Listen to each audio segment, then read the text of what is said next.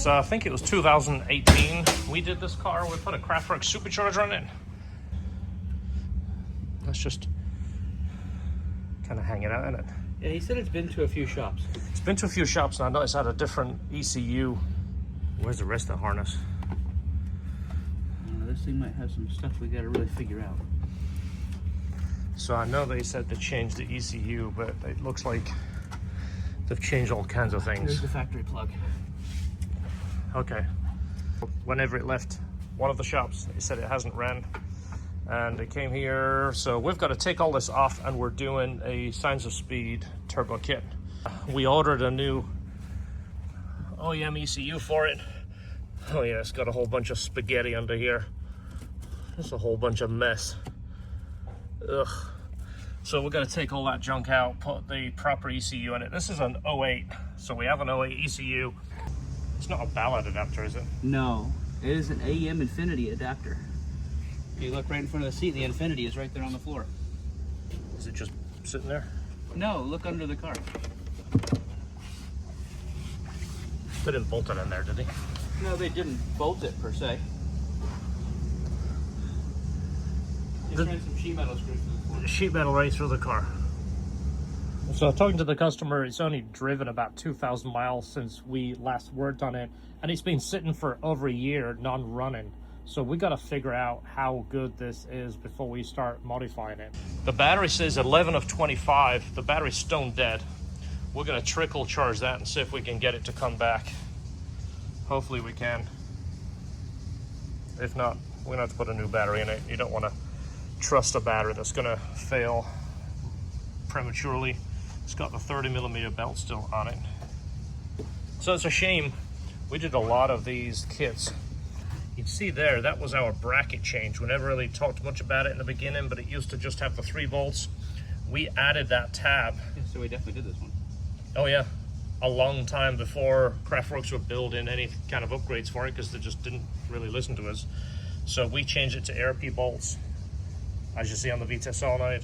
We added that as an additional brace for that bracket. We did that right from, I think, the second one we ever did. I'm picking that up. I don't know if you can get over there or not, but you see the ECU under the seat? Yeah. If you look all the way over towards the tunnel, tilt your camera. Oh, you see it right there, too. There's one right there. There's like 3 washers underneath the front. And that's so you can clear the ECU. That's so you can put something in that doesn't really need to be in. Yeah, that doesn't need to be there, so. So now you take a car that doesn't have a whole lot of room and take some of that room away by having washers. They're like dished and then like concave and stuff. It's a seat raising system for a large ECU. Yeah, it like will move a little bit because it's all concave. I thought it was all bolted together as one whacking great bolt through there, and this end just sits on there. Ready for the reveal? Yeah, it's still long. It's still long. Yep. It isn't hollow though.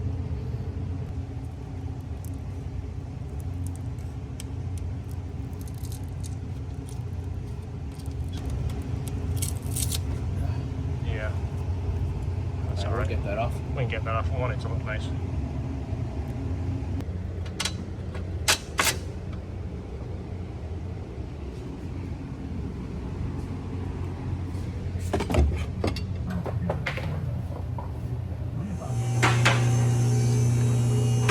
We did a nice job with this intercooler, George. 2018. 8 years ago we did that. We did this one in 18? Yeah. So I mean, look how nice we cut this around here, made it fit, made everything line up. It's not zip tied to anything, so that makes it easier. So they did take the factory R2 out and they put a Bosch wideband in there, which is what AM use. Yeah, it's the old one too. It's a 4.6. Yeah.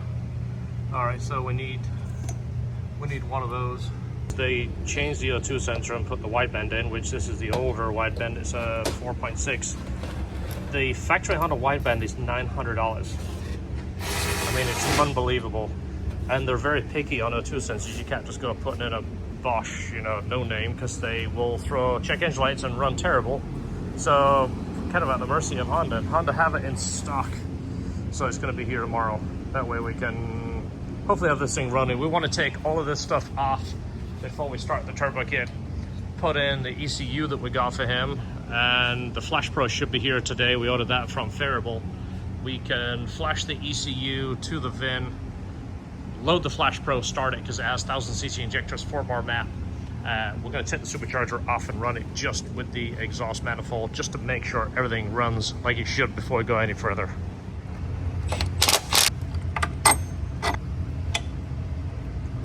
That's the part that came off.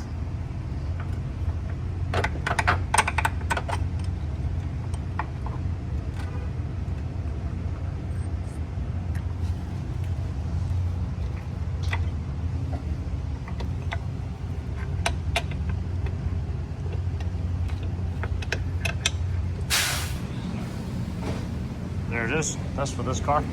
We planned all this ahead of time, obviously, to try and make it seamless. We have the ECU also. That is the sandwich piece between this and the factory piece. I'm cutting a zip tie down here. I found something cool. Ooh, look at that. And it's got a what socket? It's a 10. It's a 10. Holy crap, that's a nice wrench. Fancy one, isn't it? Yeah. Ooh. Wow, that's a nice addition. I don't know how long that's been down there. I mean, it's not rusty. It's not one of ours. That belt's from 2018, so it'd be a good idea to replace that. Yeah, it's like, it doesn't look terrible. It's like rusty looking. Yeah. Yeah, again, it's not a big deal. It's just best to do it. So supercharger kit is mostly off. We're gonna put that pulley back on. This belt we did in 2018. It's always a good idea to replace that while you're in here. So we'll put the pulley back on, put the belt back on. We can put the air temp sensor in just in this plug right here, take it out the tube. I think we can start it. Let's just double check the oil, make sure everything's good. See if the battery has enough charge. We can just verify the engine works the way it is. We haven't got the O2 sensor yet. The O2 sensor will be here tomorrow, but at least we can hear it run.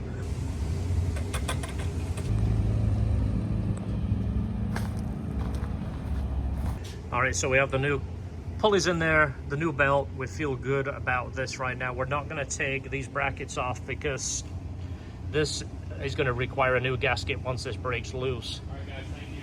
Yep. All right, Mike, thanks. We're gonna put the battery in it and put the ECU and Flash Pro and hear it run before we go any further.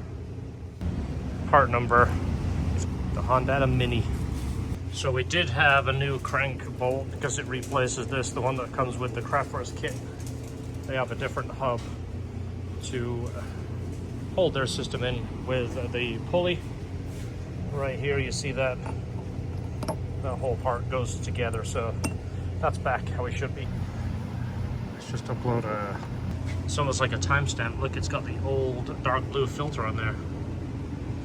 So I think we're gonna clean all this before we're done because it's gonna look so much nicer. It's gonna be exposed with the turbo kit here. Obviously the turbo is down here. We're gonna have a pipe going across the front, but we still don't want to leave that exposed. We want it to look 10 times better than when it came. That's about right, IAT 91. That's fairly close. You ready? Yeah.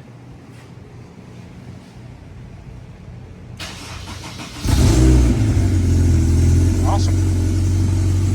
How our ECU works, how Flash Pro works. It's noisy because the O2 is out of it. And of course, this is open. And that's good. That's what we wanted. So we just put a plug in there just so we can hear the engine a little bit better. Obviously we're going to make sure the engine is in good shape before we do anything else. That's a TCT, isn't it?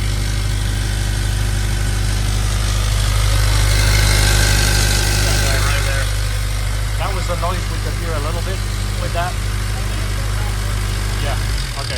I think he told me he changed it. Well, it's definitely noisy. Yeah, because first he said he had the other one, and then he switched it to the Billman. Okay, well, we're going to take that out and put an OEM one in there because these are actually factory CR seats. One thing I wanted to show, a couple of people looked at my seats and said, well, I'm not sure about the whole seam, how it doesn't line up.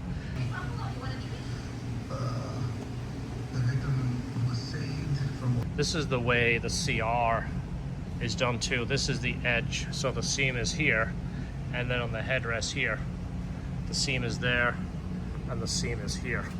So a couple of people had asked about that, and you don't really notice it on your leather until you see it on the CR. But you see where they're done. Just figure that might answer someone's question that's been asking about it. So we're going to take this for a quick test drive because the customer just had some concerns. We just want to make sure it feels decent, the clutch feels correct. I'm thinking we might change the fluid in the transmission and clutch fluid. Just make sure. I mean, also other noises he was hearing sometimes go along with that. Everything feels weird. I mean, a TCT will sound weird.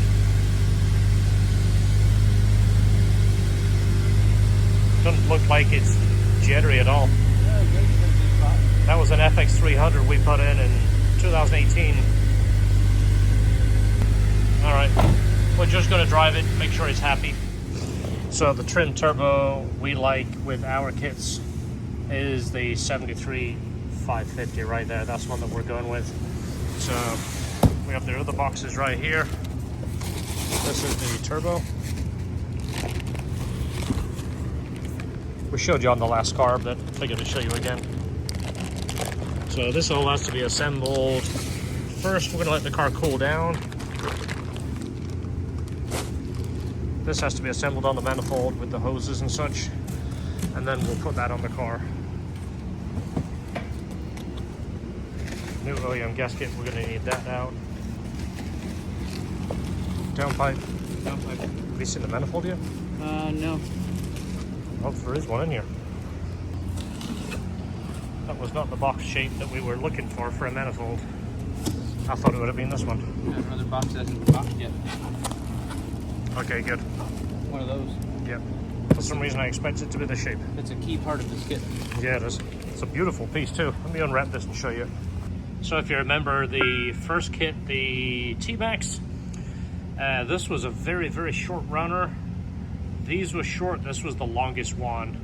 These are closer to equal. Of course, you're not gonna get them equal and get the turbo in the right spot, but this one is quite a bit longer than the first one, and then of course you're gaining length on these two.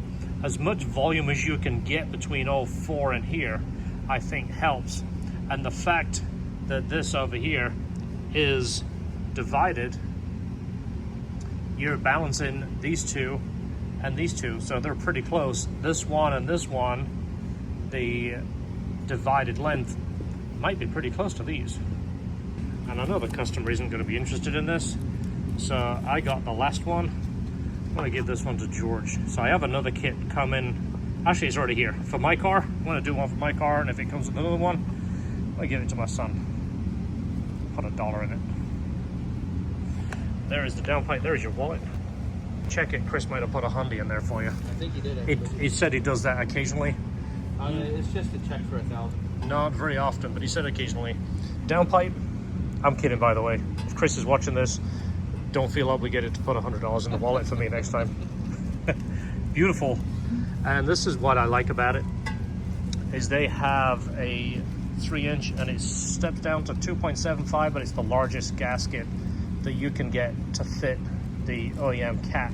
So we're going to change the cat to a high flow cat and 3-inch, but this is just a very nice piece. One of those things that we've noticed after doing our own fabrication, honestly.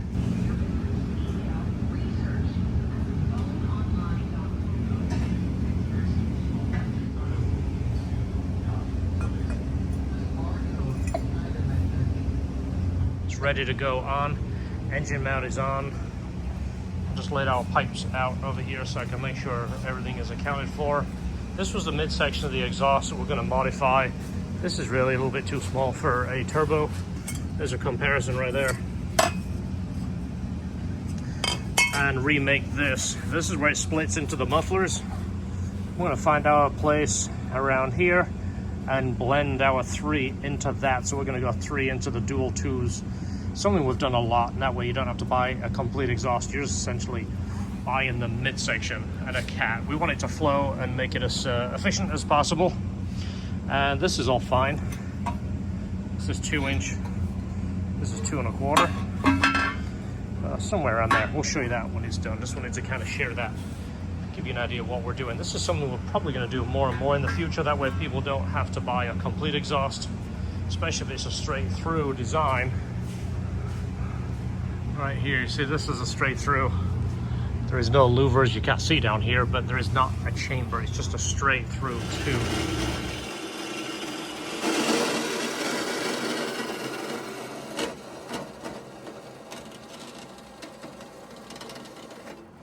This is our parts laid out. This is the cat we're gonna do, the Jesse G Sport. Do the ultra quiet 3-inch 3-out right here. It's a little bit longer, but it's gonna fit in that same section. This is obviously the 3-inch like we showed you. So when you're trying to find your exact size, it's always better to cut small and work up.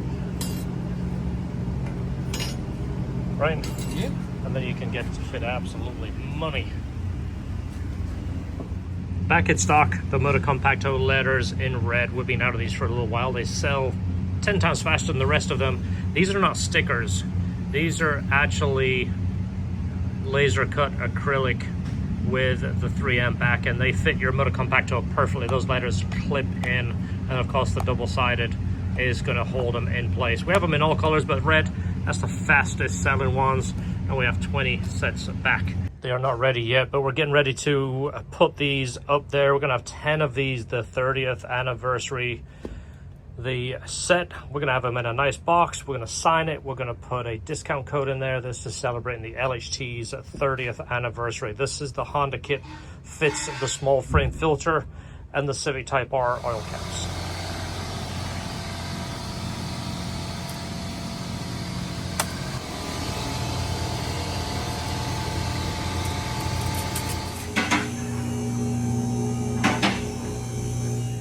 The kit comes with an MVS wastegate, which is a great little wastegate. It's tiny. So there is always a mysterious amount of information on springs. Every website you find, they give you a different combination of spring colors. We're going with this right here. It should be close to what we need, but I looked on one site, and one site said this spring alone was 11.8, and then another one said it was 8.7. And then another site would tell you something different. So do a little extra check and make sure you don't put a boost combination together too high. You would think if you bought it, you probably know how to hook it up. So it'd be nice to have the spring chart here, or even like how to take it apart. This is handy, But if you're buying components, yeah. if you don't know how to hook it up, you shouldn't be buying components. Let me know what all this stuff in the box does. Yeah. I know where to put it, how to put it on, but I need to know what your proprietary spring combinations do. This had the little jumper harnesses for the injectors, which honestly is just one more fill point. So we're getting rid of those, and we're going to put the ends right on the harness. That way it eliminates that as an issue. Put them on right now. We're going to solder each one. So they are soldered direct. We eliminated that jumper harness. So the O2 sensor just came in. The retail on this is $980. That is absolutely sickening to think that 06 and ups are going to need this. This is the primary O2. This is the one that the car reads off. It's essentially a air fuel sensor, which is close to our wideband. And it's that much money, which means these cars are going to get more and more expensive in the future. Just kind of sad. I didn't want to bring that to your attention, but the people that have these cars take care of them and they want them right. And these parts are going to make it insane. So of course you can look on Amazon and you'll get the sensor for 57 bucks and it won't work. Or you get one off eBay and it has a sticker on that says Honda and it's a, I don't know, it's off something else and it doesn't work, and it throws a random check engine light or the car just runs poorly. You've got to use the Honda stuff, but this is just making it hard to buy. So we have a good friend of ours. We've got to change his oil real quick. Civic Type R. So it's funny enough. Oh look, a cat. These are the wheels from my blue one that I bought. The Honda Forge wheels, the Type R wheels. They really suit the white. And then these were from my white Civic Type R. When I sold it, I said, you know what? I'm not going to need them. I traded the car in, or actually sold it back to the dealer. So these are the mirror caps and the spoiler from my car. Figured I'd just show you a few Civic Type R guys are just looking for ideas that's not going to break the bank, but it definitely gives the car a more unique look. This is what I said right from the day I saw the Civic Type R. It should have come with a color matched wing and color matched mirror caps, just like the Integra Type R. And I really believe it should have had a Type R sticker right here, just to keep that heritage. So doing your Civic Type R oil change, this definitely makes life easier. This is the filter tool, and this is the cap tool. The cap on these is kind of buried down into that plastic. And if you're proud of the way this looks and you don't want someone getting vice grips on there or hitting it with a chisel or marring this up, this makes it so much easier. You see that? It's just one of those things, if you're doing your own change and you want to do a nice job, or even if you work on a lot of these cars.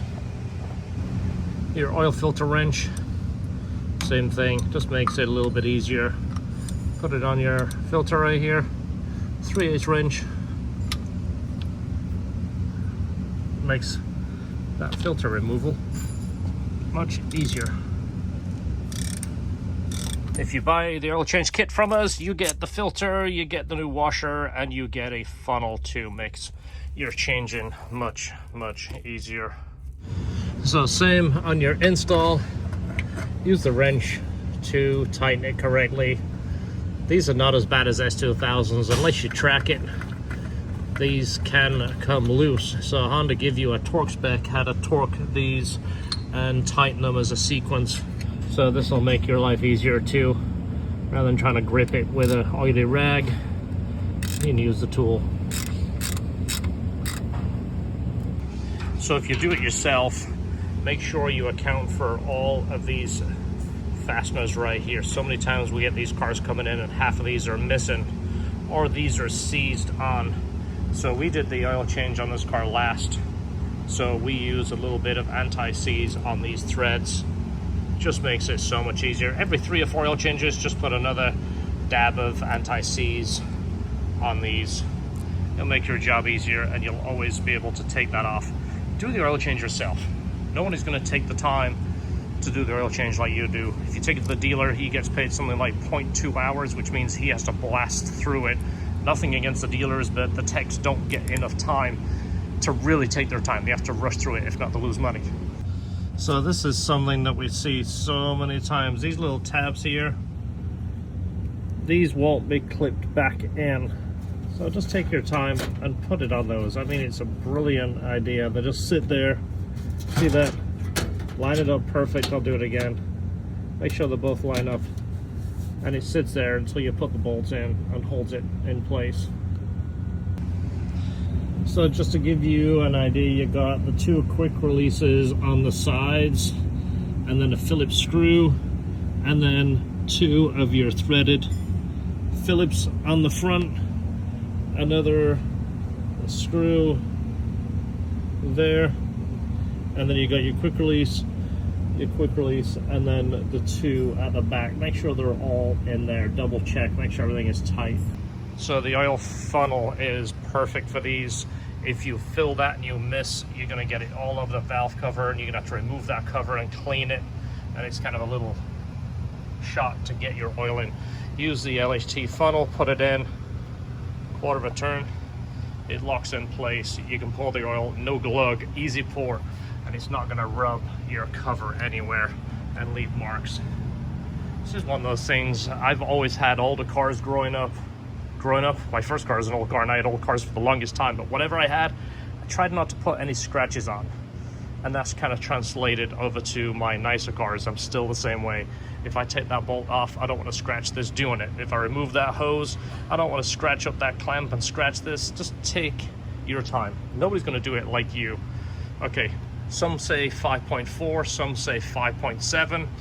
Get yourself 6 quarts of your favorite oil, and I would put 5.4 in and check it. Put it on level ground, run it for a minute, shut it off, let it sit for 10 minutes, and check it.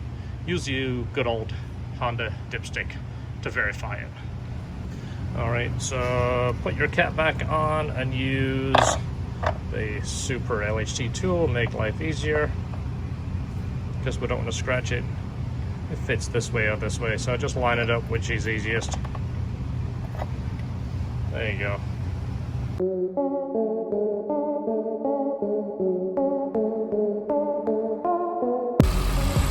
So let this run, bring it up to temperature, and then shut it off and let it sit for a few minutes and then double check it. Always best to double check it as opposed to hoping and praying it's correct.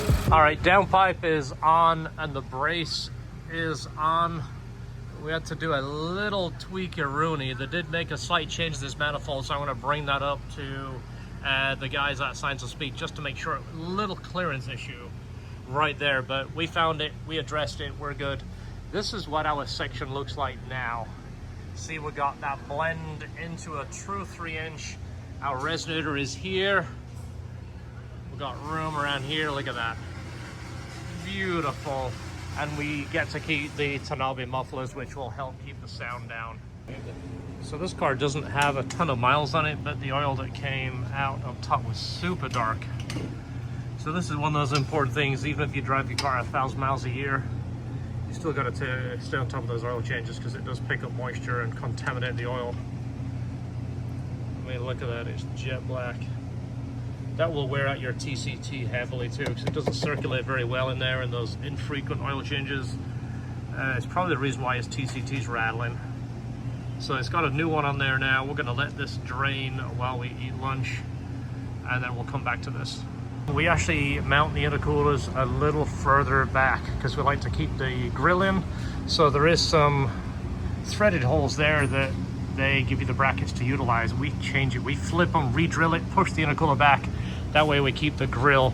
The only negative side to that is we have to modify the intercooler pipes, which is not a big deal because that's the type of stuff we do. But if you're doing this at home, you probably won't be able to do it unless you can find someone to fabricate. But this is just one of those things. I wanted to point it out to you the way we do it.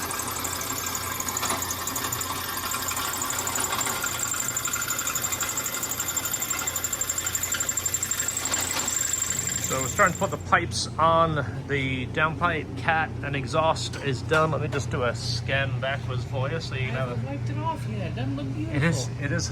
It's got fingerprints on it. All right, let me cut that. Let's go back to the cleaned area. All right, I can film now. It's nice and clean.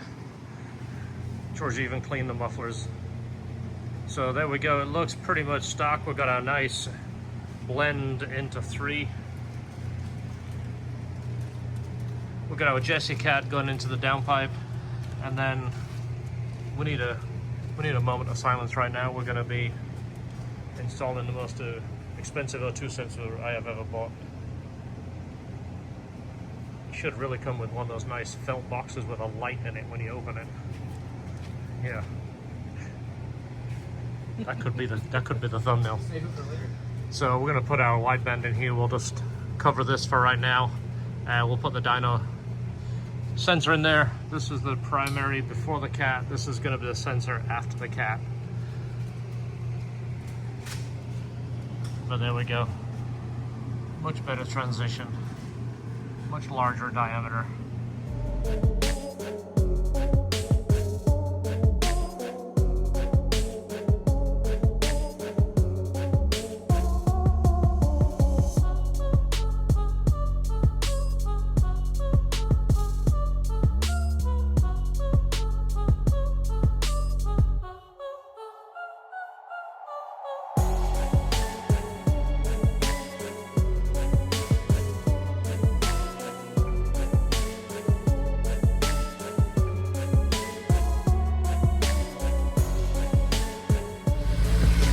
Much quieter. TCT is no longer rattling. It's got a new OEM one in there. Exhaust is pretty quiet. Everything's back together. Last stage is to put the bumper on. We're going to let it warm up. Just make sure that O2 is reading correctly. Yep, sure is. So that's about the amount you have to cut out of each pipe to push the intercooler back, and then you can keep the grill. You gotta trim just the very edges there, just so it doesn't rub and leave a mark on the intercooler, but it will fit. It does go in there. I just like that. Much better.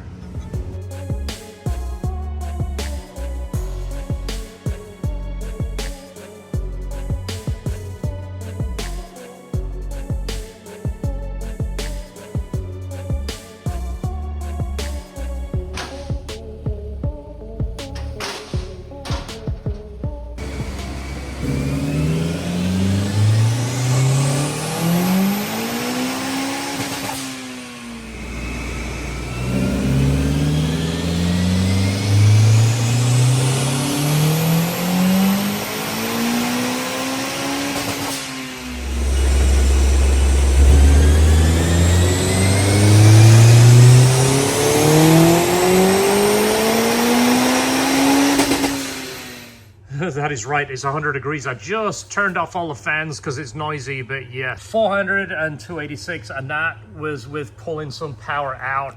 It was building too much torque through here. We're over 300-ish. Actually, let me show you real quick. 300 foot-pounds right here. So we were playing with the torque graph, playing with the timing to try and get this down, because that's too much. 408, 288.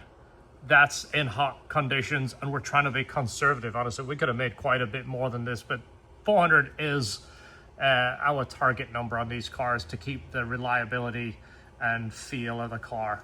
George just took it for a quick drive. That's George leaving right there. He just took it for a quick drive and he said, you know what, you got to drive this car.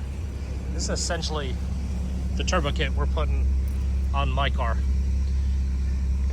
And it's so quiet, listen.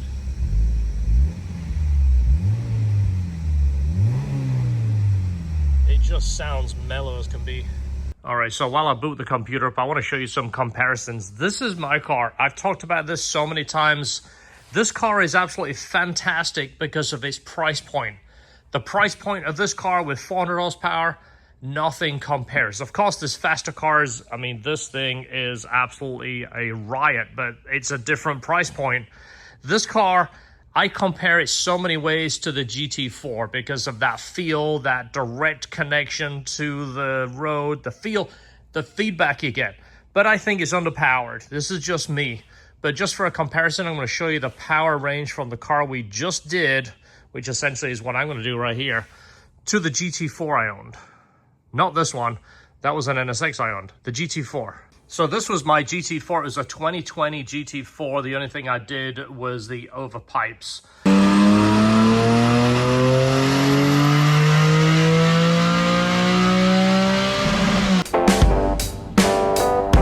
There's the S2000. It's based on speed. Obviously, the GT4 has a really tall gearbox. The same RPMs. It's at 136 mile an hour opposed to 101 in the S. But as you see, 408 horsepower. So I'm not trying to compare a Porsche GT4 to an S2000 for you Porsche guys. But I'm saying value for dollar. This car with that kit, fantastic. The GT. So put your wheel straight before you go down bumps so the wheel has somewhere to go so you don't hit your fenders. Second gear with an FX300. So I'm going to drive it very gingerly first. This is so quiet. This is so nice. This is what I like about a turbo car, is it's a complete normal car until you're rolling the gas. You don't need big cams, you don't need big valve springs and open header and super loud intake. It's just a very, very stock feel to it.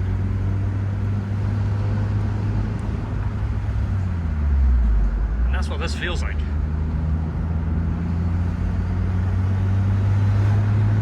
I mean, just, and you can hear the turbo is ready. Hear that nice whistle of the turbo. It's just building boost almost immediately. So tuning this, I pulled a little bit of boost out on the bottom so it would be a little bit more gradual, a little bit more linear, a bit more drivable too. We don't want a ton of power on the bottom. For one, it's hard on the motor, hard on the clutch, hard on the motor mounts, and if the traction isn't that good, it's hard on tires. Yeah, just very, very quick boost and turbo.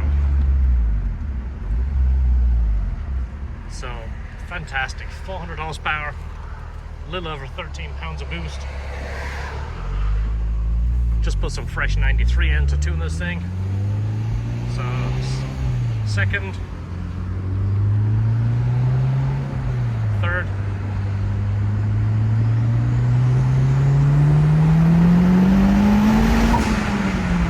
Yes, this thing is extremely fast. Feels fantastic. And it has the factory VSA, which is a type of traction control. It's not the best traction control. Just turn it off, press and hold it. It does a decent job in the rain, but if it's dry, just go ahead and turn it off.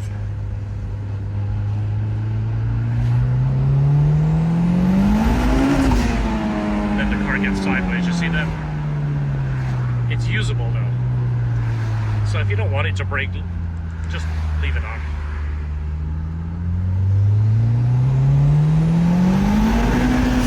See, it starts to get a little bit fishy. So if you want to be a little bit more conservative, just leave the traction control on. Wet days, even if you're somewhat skilled with these cars, they will come around on you. I recommend if it's damp, rainy, leave that VSA on. It does a good job at shutting the party down. It doesn't work like traction control, it just shuts the power down when the tires break loose, or if you go into a corner hard, it will actually adjust the ABS to help keep the car straight. Does a really good job. This thing drives beautiful. Is this Bruce right here? It looks like it. This thing is fantastic. If you've never driven one of these cars with a fast, quick spool-in 400 horsepower, you are absolutely missing out. And if you don't believe me, you see why I'm doing it to my red car. And I've tried everything with that car. This is the way to go, in my opinion. Very normal, very fast. What a fantastic car. I really mean this. There's very few cars that are this good for this kind of price tag. And it's still a Honda. It's still good gas mileage, still reliable. I mean, what's better than that? 400 horsepower, rear-wheel drive, convertible. Beautiful. Now, the LHT store, we have all the accessories for the S2000, and we have the LHT pressure washer. I'm going to do a full demo install video on one of these and show you exactly how to install it. You'll be amazed how easy it is. And also check out the LHT merch. We have the AP1, the AP2 sweatshirts and t-shirts in stock. LHTperformance.com.